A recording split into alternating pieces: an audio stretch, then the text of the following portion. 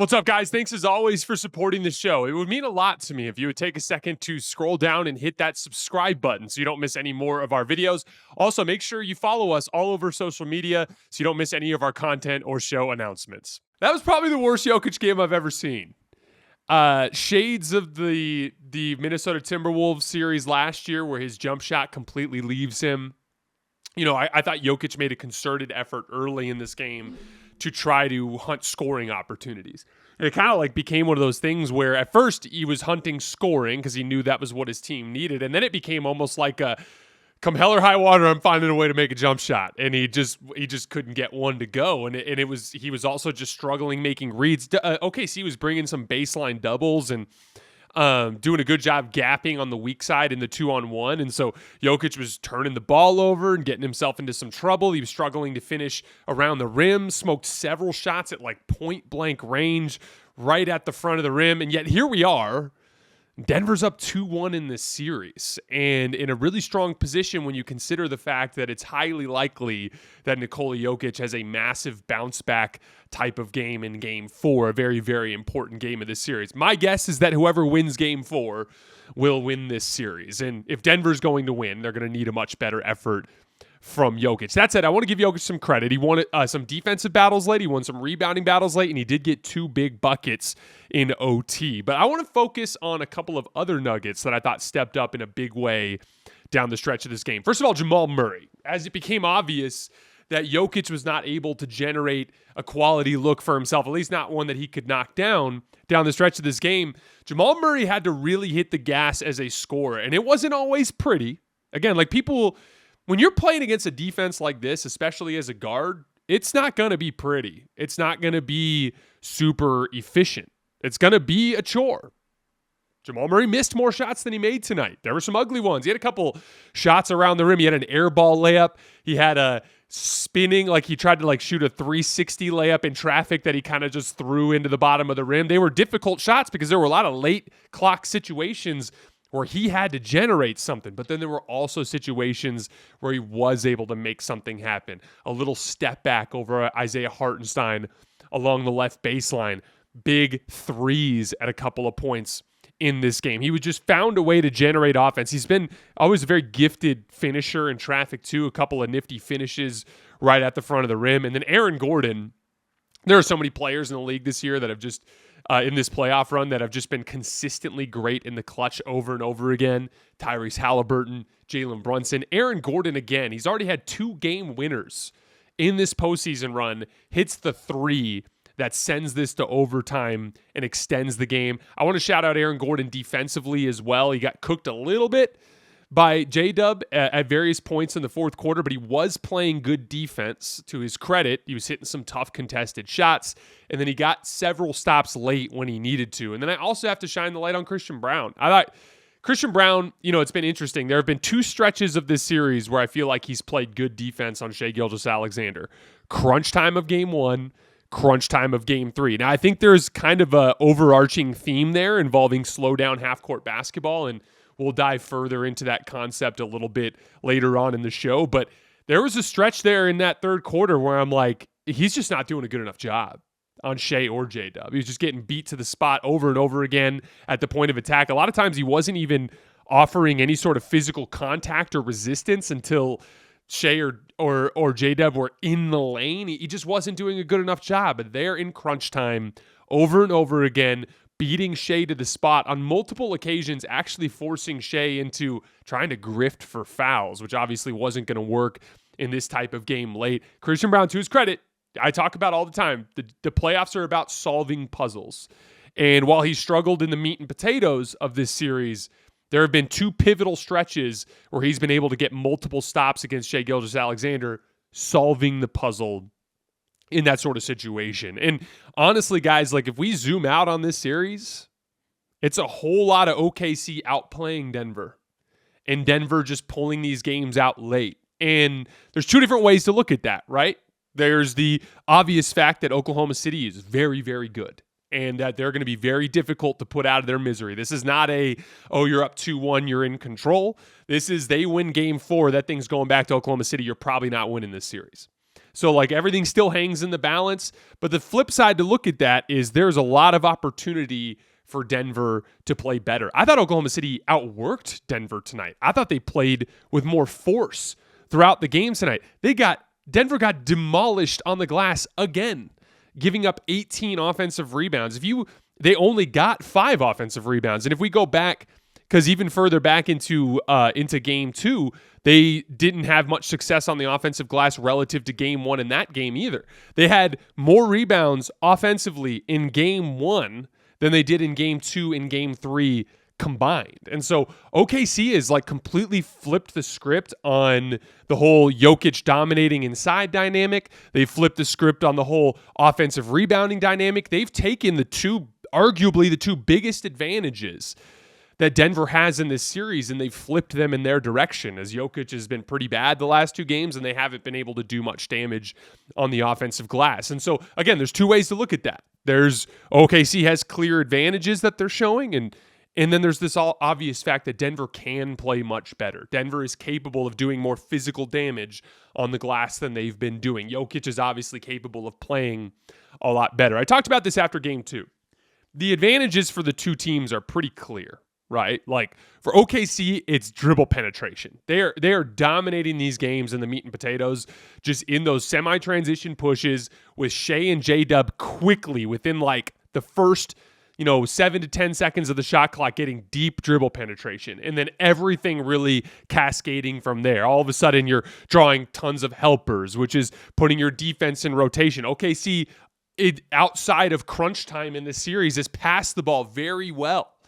They're moving the ball out of those dribble penetration situations. As Denver's rotating, OKC's getting offensive rebounds because guys aren't matched up to box out because they're in rotation. There's a lot of damage that Oklahoma City is doing early in possessions with their dribble penetration that is trickling down to all of these other elements of the game. And for Denver, their advantage is very clearly the size with Jokic on the interior and their ability to contend on the offensive glass. And what's crazy is for the most part throughout this series, OKC has done a better job of leveraging their advantages. But Denver, over and over again, as long as they're within striking distance late, has been the better half-court team. And that's where we got to dig into it a little bit deeper. So JDub had a beautiful game tonight. I thought he was in command of the floor, moved the ball well, on-ball and off-ball scoring, good on-ball playmaking. JDub had a great game. But once again, when things really slowed down late in the game, those semi-transition opportunities aren't there. I've got a head of steam because I started my drive out 50 feet from the basket and Christian Braun's picking me up at the foul line. That's not there anymore. It's slow down. It's a knockdown, drag out, half-court fight. And in those situations, in both games, in game 1 and game 2, it's turned into a lot of high ISOs. A lot of high ISOs for JDub. A lot of high ISOs for Shai. A lot of tough, in-traffic, contested shots in the middle of the floor. Not a lot of kickouts. How many times did you see a kickout out of those clutch situations for the Thunder? They're not there. So similarly to game 1, Denver was consistently able to offer late help. A lot of these shots are being shot over double teams, over late secondary contests, just a lot of traffic in the middle of the floor. Whereas with Denver, there's like a solid 2-man game taking place in the middle of the floor where you don't know where it's going to go. It might be Jamal running action and looking for something from the 3-point line, something in the mid-range. It might be Jokic in the pocket. It might be Jokic in the post. Oh, you overplayed Jokic on a roll and left Aaron Gordon wide open in the left corner. He's going to hit a 3 to burn you and tie the game. There's more variety. There's more consistency. There is a better, more reliable clutch offense for Denver in this series. And so that's really where this is going to swing.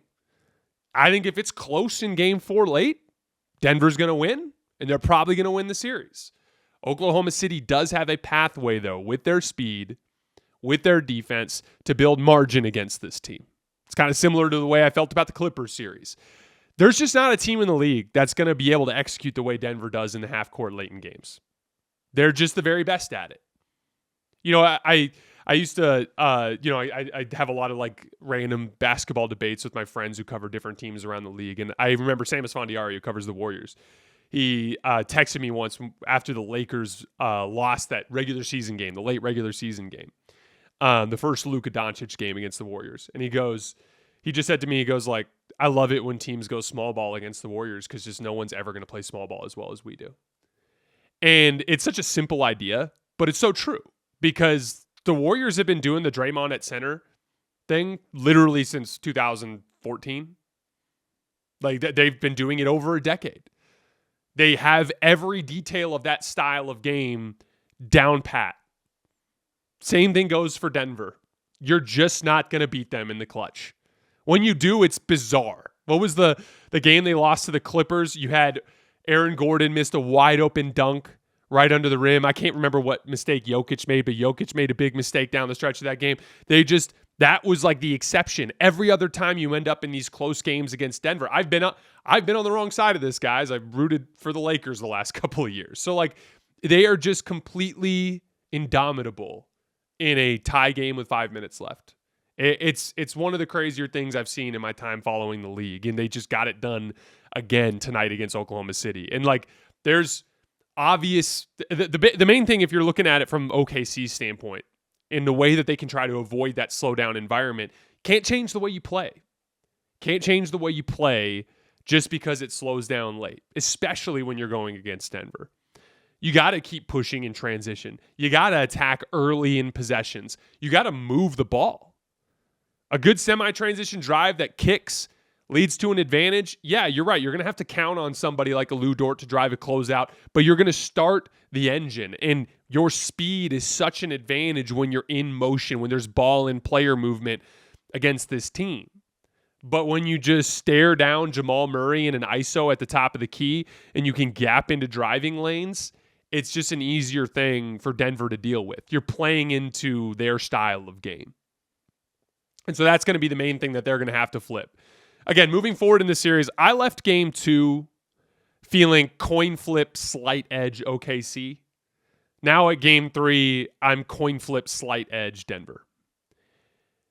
Denver will be likely, I'm not even sure what the line is in game 4. I haven't looked yet. But I give Denver a slightly better than a coin flip chance of winning game 4 at home. And if they win that game, I think they're going to win the series because all of a sudden OKC has to win 3 games in a row and Denver just has the best player in the world on the team. And it can go either way.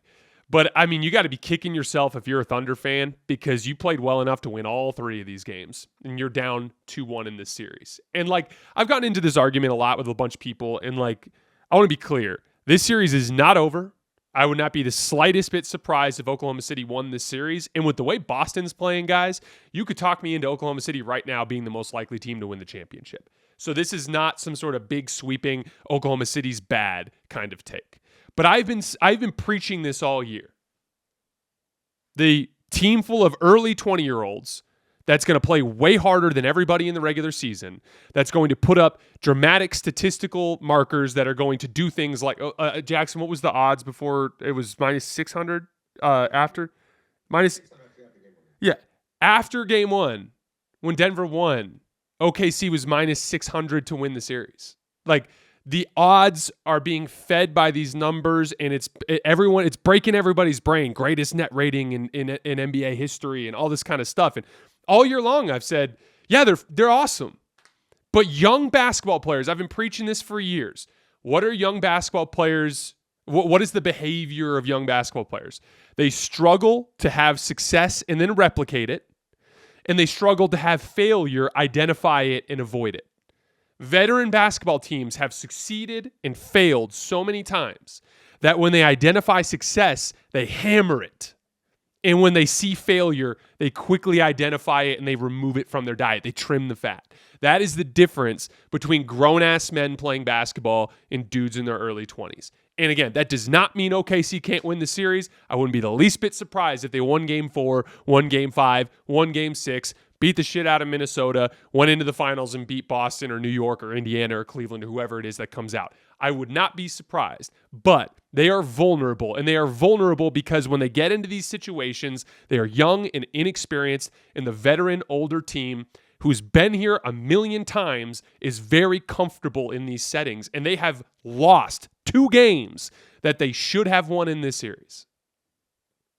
And so, like, that is why, like, the next time this happens, the next time we see a team full of early 20-year-olds that wins 60-something games and dominates in the regular season, that is why I bring this talking point up. It is not attempting to prevent them from getting the shine they deserve. It is simply just something I've learned from a long time watching basketball.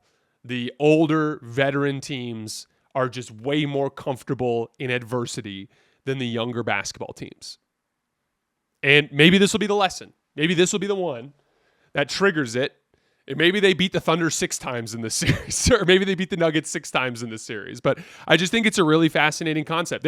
The Thunder were torching the Nuggets with a high variety attack, moving the ball, drive and kick, hitting cutters, hitting shooters, and then they went brain dead late in the game and played high ISO.